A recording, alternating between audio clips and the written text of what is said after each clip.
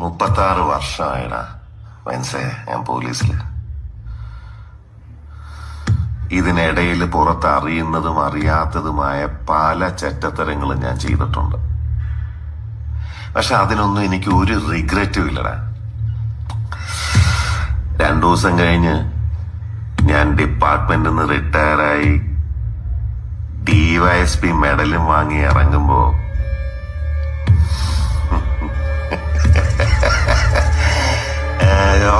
പഴയ ജോർ സാറ് തന്നെയാണ്. നീ ആരെയാണ് ഈ പേടിപ്പിക്കുന്നേ? എന്നെ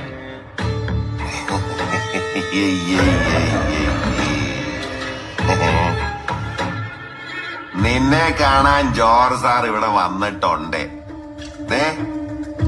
നിന്റെ മുമ്പില് ജോർജ് സാർ ഇങ്ങനെ നിൽക്കുന്നുണ്ടേലേ, നീ ജോർജ് സാറിനെ ഇനിയും